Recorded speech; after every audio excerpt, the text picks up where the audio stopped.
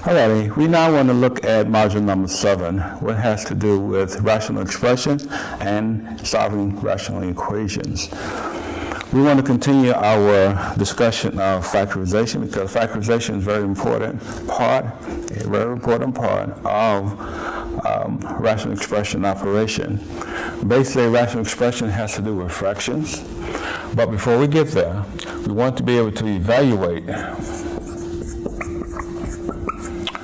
rational expressions. It's really nothing new. We're just combining everything that we have talked about into this format.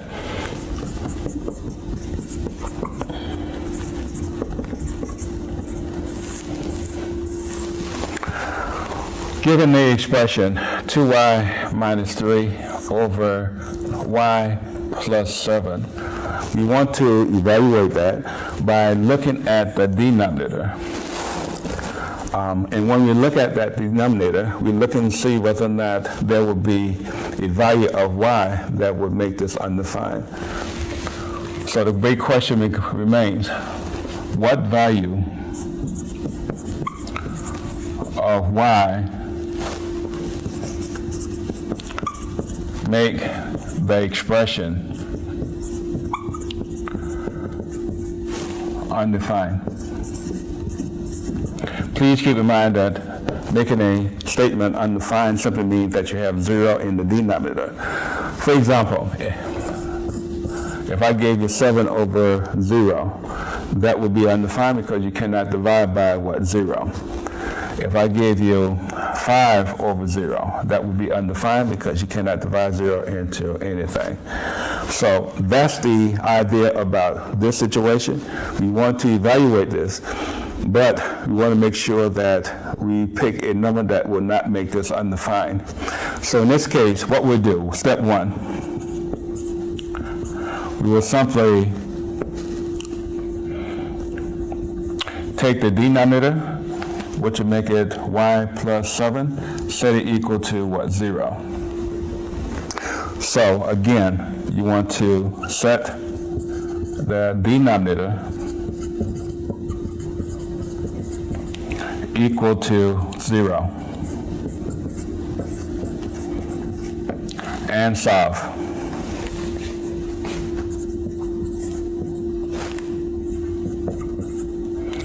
For the unknown.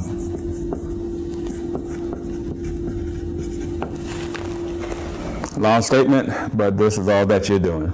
So what we want to do here is take the denominator, which is what? The item in the denominator, and then you want to set it equal to what? 0, which we have done here.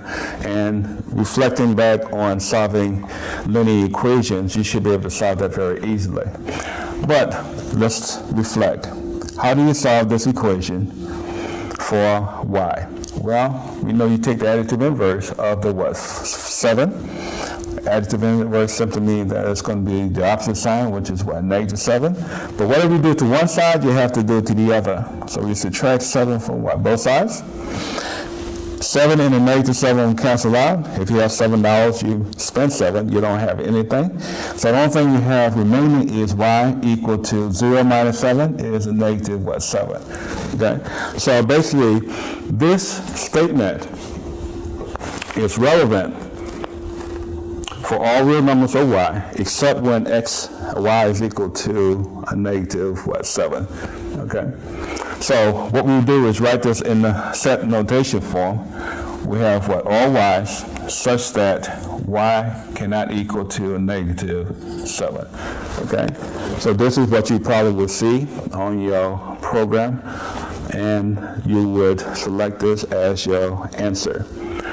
Another example, example number 2. If I gave you 3 over 2x minus 9, I want to find the value of x that would make this undefined. And again, I'm looking at the denominator. The denominator is what? 2x minus 9. I'm taking 2x minus 9, set it equal to what? 0, and then solve for that variable x. Solving linear equation, once again, the first thing that we're going to do is use your addition principle. We're going to take the opposite of this, which is what? Positive what? 9, added to what? Both sides. In essence, that will give us, cancellation, give us what, 2x equal to 9. And solving for x, use your multiplication principle now. We're multiplying, so we have to what, divide, which is the opposite of multiplication. Divide both sides by 2, we should have x equal to 9 over 2.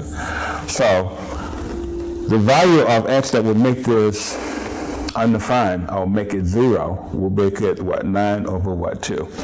Okay, so this will be undefined when x is equal to 9 over 2.